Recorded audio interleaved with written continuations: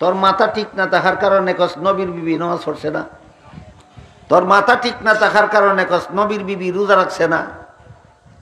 তোর মাথা ঠিক না থাকার কারণে কস নবীর বিবি পর্দা করছে না। তোর মাথা ঠিক না থাকার কারণে কস নামাজ পড়লে জান্নাত যাওয়া দিব, এমন কোন আয়াত কোরআনে নাই। তোর মাথা যদি ঠিক না থাকে, মাইকের সামনে গিয়ে বসকে কোন কারণে, মাইকের সামনে বস কোন কারণে? এই বালেদি মাথা ঠিক থাকে। তুই ওয়াজের নামে মানুষ সামনে লইয়া মাইকো বস, তোর মাথা এই সময় ঠিক হইল কেমনে?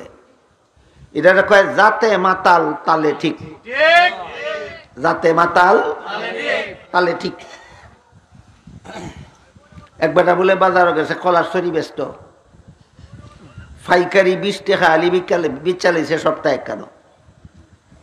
যে কিনছে কয় কত আলি হইল গন্যা দেও, নাহলে এইসব করে টেহা কেমনে দেব?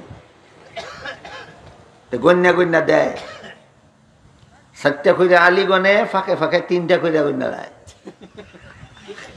যখন দর্শে কাস্টমারে, এখন তো 3টারে আলিগঞ্জ কয় মাথাটা ঠিক না, আবার 3টা করে আলিগঞ্জে আবার কয় মাথাটা ঠিক না, আবার 3টা করে আলিগঞ্জে যখন কইছে মাথাটা ঠিক না, তখন খরিদ্দারে কয় এই বেটা মাথা ঠিক না তাহার কারণে যদি 3টা করে আলিগঞ্জে ফারস একটু পরে পরে, তো মাঝে মাঝে 5টা করে আলিগঞ্জে ফারস।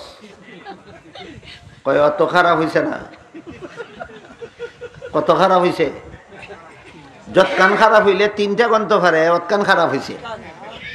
যৎকান মাথা খারাপ হইলে 5টা করে আলি গনব, অতকান খারাপ হয়েছে না? ঠিক তেমনি ভাবে এই মাতাল যৎকান মাথা খারাপ হইলে নবীর বিবি নামাজ পড়ছে না কোন যায়, অতকান খারাপ হয়েছে।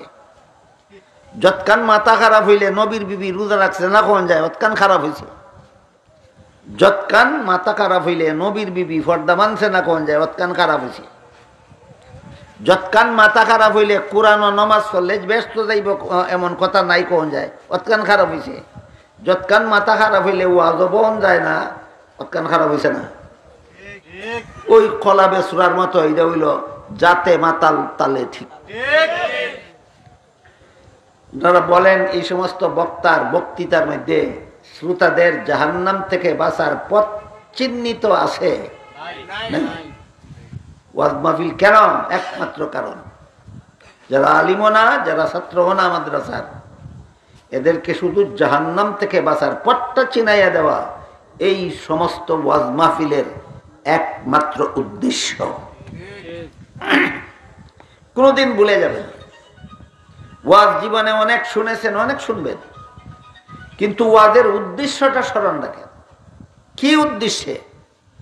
বাংলাদেশের 30,000 কওমি 30,000 ওয়াজ মাহফিলের আয়োজন করে। নবীর বিবি নামাজ পড়ছে না বুঝানির লাগি, নবীর বিবি রোজা রাখছে না বুঝানির লাগি, নবীর বিবি পর্দা মানছে না বুঝানির লাগি, নামাজ পড়লে ব্যস্ত যাওয়ান যাইব কথা কোরআনে নাই কইবার লাগি, না সব মানুষকে জাহান্নাম থেকে বাঁচার পথ দেখাবার জন্য? হ্যাঁ, সব মানুষকে জাহান্নাম থেকে বাঁচার পথ দেখাবার জন্য ওয়াজ মাহফিল। দান্দালি করার জায়গা ওয়াজ মাহফিল নয়। এই কারণে রাসূল করিম সাল্লাল্লাহু আলাইহি ওয়াসাল্লাম গোটা উম্মতকে জাহান্নাম থেকে বাঁচাবার যেই পথ দেখাছেন, সত্যিকারের নায়েবে নবী ওয়ারাসাতুল আম্বিয়া যারা, নবীগণের সত্যিকারের উত্তরাধিকারী যারা, এরাই আজগুবি দান্দালি মন গড়া কথা বলতে পারে না। নবী যেই পথ উম্মতকে চিনাইছেন সেই পথটাই বলতে পারে। এই কারণে আমরা আজকের ওয়াজ মাহফিলে আসলাম কেন? শুধুমাত্র জাহান্নাম থেকে বাঁচার পথ চিনার জন্য। আপনাদের দায়িত্ব এটাই যে জাহান্নাম থেকে বাঁচার পথটা চিনে যাবেন, আর আমাদের দায়িত্ব একটাই, আপনাদেরকে জাহান্নাম থেকে বাঁচার পথটা চিনাইয়া দেব। যে হাদিসে রাসূল করিম সাল্লাল্লাহু আলাইহি ওয়াসাল্লাম পরিষ্কার ভাবে সর্বস্তরের মুসলমানদের জন্য জাহান্নাম থেকে বাঁচার পথ চিনাইয়া দিছেন, আমি আপনাদের সামনে সেই হাদিসটা তিলাওয়াত করেছি। হাদিসে রাসূল করিম সাল্লাল্লাহু আলাইহি ওয়াসাল্লাম নিজের উম্মতের জন্য জাহান্নাম থেকে বাঁচার সর্বমোট 4টা পথ চিহ্নিত করে দিয়া বলছেন এই 4টা পথ ছাড়া 5 নম্বর আর কোনো পথ আমার উম্মতের জন্য জাহান্নাম থেকে বাঁচার 5 নম্বর কোনো পথ নাই। হাদিসের মর্ম বুঝা থাকলে বলেন, হাদিসে রাসূল তার উম্মতকে জাহান্নাম থেকে বাঁচার কটা পথ আছে বলছে? এছাড়া 5 নম্বর কোনো পথ নাই। এবার আমরা একটা একটা করে রাসূলের বর্ণিত জাহান্নাম থেকে বাঁচার পথগুলি চিনার চেষ্টা করি। রাসূল বলেন, কুন আলিমান, জাহান্নাম থেকে বাঁচার 1 নম্বর পথ হইল তুমি আলেম হও। আলেম হওয়াটা জাহান্নাম থেকে বাঁচার 1 নম্বর পথ, ভুলে যাবেন না। আলেম হওয়াটা জাহান্নাম থেকে বাঁচার 1 নম্বর পথ। কেমন আলেম? এই প্রশ্নের জবাব একটু পরে আসবে ইনশাআল্লাহ।